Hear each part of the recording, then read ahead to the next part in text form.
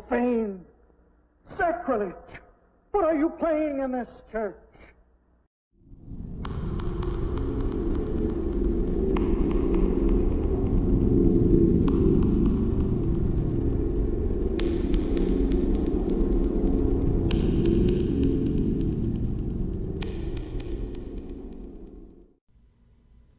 Hey folks, once again it's me, Rigger M71.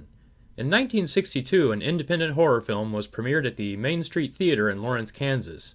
Although critical reception at the time was largely non-existent, the movie eventually began to pick up traction in the late 1980s when it was shown on television as well as various art house theaters.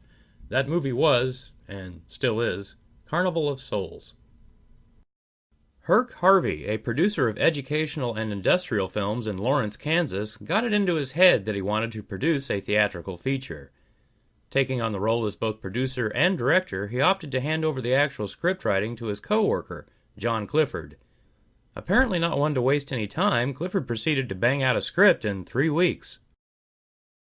As for his choice of leading lady, Herk decided to go with 20-year-old actress Candace Hilligoss.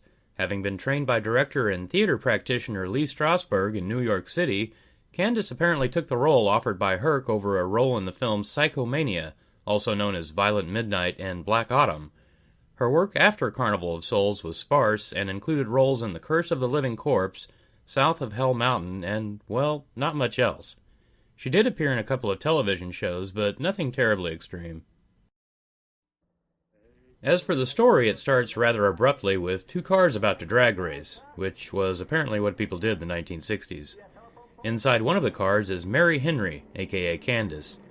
As the race is in full swing, Mary's car suddenly takes a bad turn and dives off a bridge. Sometime later, you see her emerge from the water, the apparent only survivor of the crash.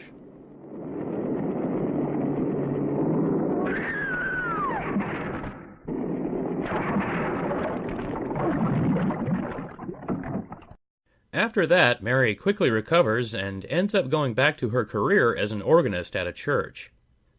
However, she begins to see a strange, pale man, incidentally played by Herk Harvey, stalking her wherever she goes. Without spoiling too much, she eventually becomes drawn to a strange abandoned amusement park at the edge of town.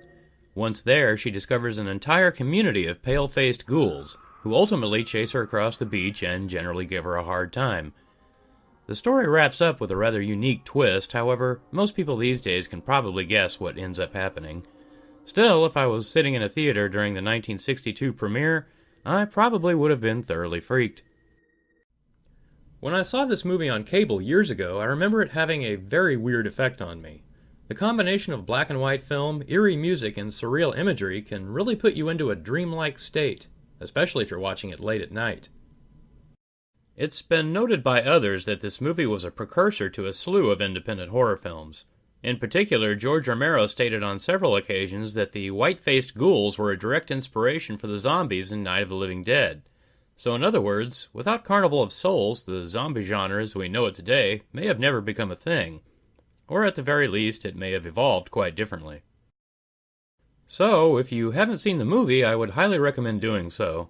The American version of the film has actually fallen into public domain, so it's easily obtained for free through download.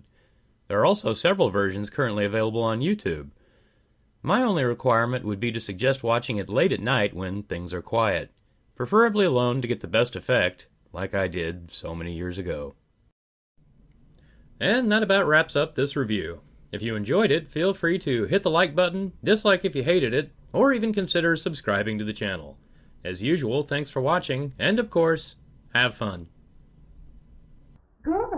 I'll be taking one of those baths you're so generous with. Well, take as many as you want. I ain't one to make a fuss about a thing like that.